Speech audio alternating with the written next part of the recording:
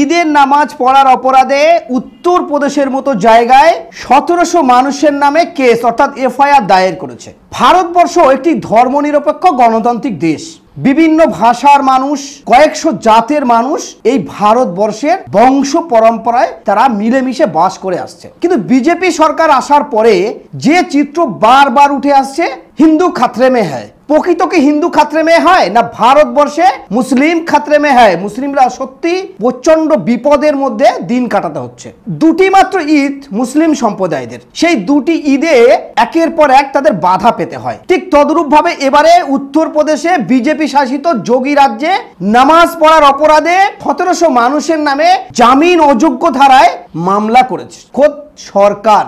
অর্থাৎ ভেবে নিতে হবে হিন্দু কতটা খাতরে মে হ্যায়। আজকে দিনে দাঁড়িয়ে আমরা যে চিত্র দেখছি, এই ভারতবর্ষের হিন্দু, মুসলিম, বৌদ্ধ, খ্রিস্টান, শিখ, জৈন একাধিক জাতের মানুষ, একাধিক ভাষার মানুষ পরস্পর মিলেমিশে বাস করে। ঠিক সেই জায়গায় দাঁড়িয়ে আমাদের এখানে বিভিন্ন ধর্মের মানুষের বিভিন্ন প্রোগ্রাম হয়। বিশেষ করে হিন্দু সম্প্রদায়দের এমনিতেই বলে যে 33 কোটি দেবতা, 12 মাসে 13 পার্বণ লেগেই আছে কোনো না কোনো অনুষ্ঠান। আমরা দেখেছি দুর্গাপুজো, কালী পুজো, একাধিক পুজোতে বিভিন্ন রাস্তা আটকে সপ্তাহ ধরে প্যান্ডেল করা, 1 সপ্তাহ 1.5 সপ্তাহ ধরে পুজো, রাস্তা অবরোধ করে এবং বিভিন্ন জায়গায় উৎসবের সময় রাস্তাঘাট অচল হয়ে যায়, কিন্তু কারোর চোখে পড়ে না। মাত্র 15 মিনিট ঈদের নামাজ পড়তে সময় লাগে মুসলমান সম্প্রদায়দের। সেই 15 মিনিট ঈদের নামাজ পড়ার কারণে 1700 মানুষের নামে এফআইআর দায়ের। তাহলে হিন্দু খাতরে মে হ্যায় না মুসলিম খাতরে মে হ্যায়? ভারতবর্ষে বিজেপি আসার পর থেকে 2014 সালের পর থেকে একের পর এক নানান রকম ভাবে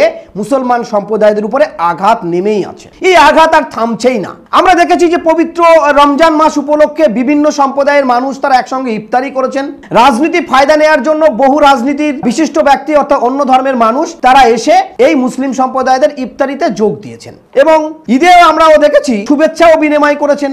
কিন্তু ঈদের নামাজ পড়ার অপরাধে উত্তরপ্রদেশের 1700 মানুষের যেভাবে তাদেরকে জামিন অযোগ্য ধারায় মামলা করা হয়েছে, অর্থাৎ তাদের নামে কেস করা হয়েছে, তার বিরুদ্ধে ভারত জোড়ো যাত্রা করে হিন্দু, মুসলিম, বৌদ্ধ, খ্রিস্টান, শিখ, জৈন সবাইকে এক জায়গায় করতে চেয়েছেন কংগ্রেসের রাহুল গান্ধী। কিন্তু সেই রাহুল গান্ধীকে আমরা দেখলাম যে একটা বাক্য এখনো পর্যন্ত খরচ করতে আমরা দেখলাম না।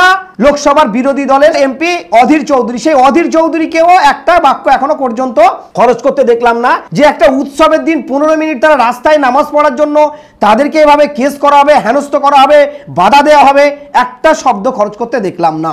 আমরা দেখলাম না বিহারের নীতিশ কুমারকেও, যিনি ধর্মনিরপেক্ষর কথা বলে। আমরা দেখলাম না আমাদের রাজ্যের পশ্চিমবঙ্গের মুখ্যমন্ত্রী মমতা বন্দ্যোপাধ্যায়, যিনি বিরোধী জোট করতে চলেছেন আগামী দিনে লোকসভায় প্রধানমন্ত্রী হওয়ার স্বপ্ন দেখছেন।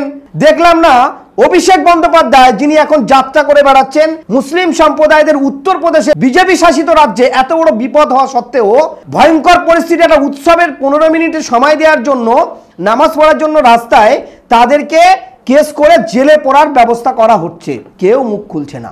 আমরা দেখেছি এরা ইফতারির সময় তাদের পাশে বসে যাচ্ছে, এমনকি ঈদের সময় রেড রোডে এই রাজ্যের মুখ্যমন্ত্রী তিনিও চলে গেছেন, বিশাল বক্তব্য রেখেছেন।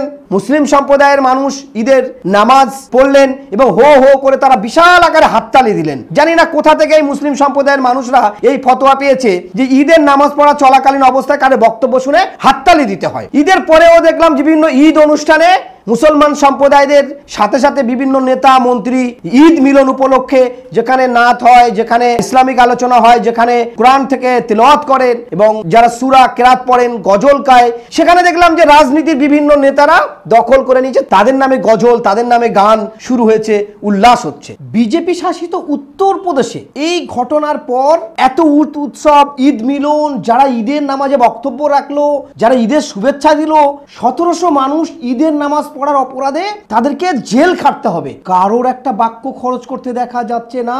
তাহলে ভারতবর্ষের একটি গণতান্ত্রিক দেশ, ধর্মনিরপেক্ষ দেশ, সংবিধান বিরোধী কাজ করে যাচ্ছে বিজেপি সরকার। এই সংবিধান বিরোধী কাজের পরেও কোনো রাজনৈতিক মানুষদের এই কথা বলতে দেখা যাচ্ছে না, এর বিপক্ষে দাঁড়াতে দেখা যাচ্ছে না। রাজনীতির ফায়দা নেওয়ার জন্য মুসলিম সম্প্রদায়ের ঈদ করে নেবে, এরা নামাজ পড়ে নেবে, এরা ঈদের দিনে বক্তব্য রাখবে, ঈদ মিলনে গিয়ে জায়গা দখল করবে, কিন্তু এত বড় বিপদে কেউ পাশে দাঁড়াচ্ছে না। এটাই বৈচিত্র্যময় দেশ। ভারতবর্ষের মুখ্য জান, মুখ্য প্রাণ হচ্ছে ধর্ম। সেই ধর্মের প্রতি যদি কোনো সম্প্রদায়, কোনো জাত, কোনো ব্যক্তি আঘাত করে, তাকে ঝাড়ুদারের কাজেও লাগতে দিত না এই ভারতবর্ষের মানুষ। কিন্তু আজকে দিনে দাঁড়িয়ে এই ভারতবর্ষে যখন এক সম্প্রদায় অর্থাৎ মুসলিম সম্প্রদায়ের ধর্মের উপরে বারবার আঘাত, কখনো তাদের মসজিদ ভাঙা হচ্ছে, কখনো তারাবি নামাজ পড়া অবস্থায় মারা হচ্ছে, কখনো গো হত্যার নাম করে তাদেরকে পেটানো হচ্ছে, একাধিক জায়গায় দাঙ্গা হচ্ছে, শুধু মুসলিম সম্প্রদায়কে টার্গেট করে তাদের পাশে কাউকে দাঁড়াতে যাচ্ছে না। এ কোন বৈচিত্র্যময় দেশ? হিন্দু খাতরে মে হ্যায় আমরা বারবার শুনেছি বিজেপি শাসিত রাজ্যে এবং বিজেপির নেতা মন্ত্রীদের কাছে, কিন্তু মুসলিমরা যে কতটা সুখে আছে সেটা সারা বিশ্বের মানুষ দেখছে।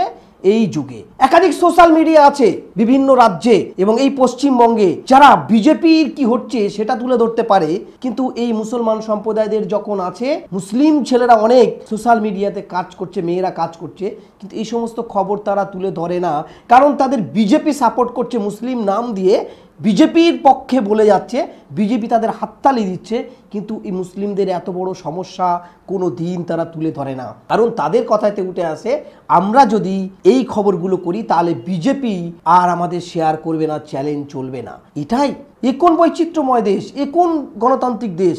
আগামী দিনে যত দিন যাচ্ছে ভয়ঙ্কর পরিণতি এই ভারতবর্ষের মুসলমানদের দিকে আগিয়ে আসছে।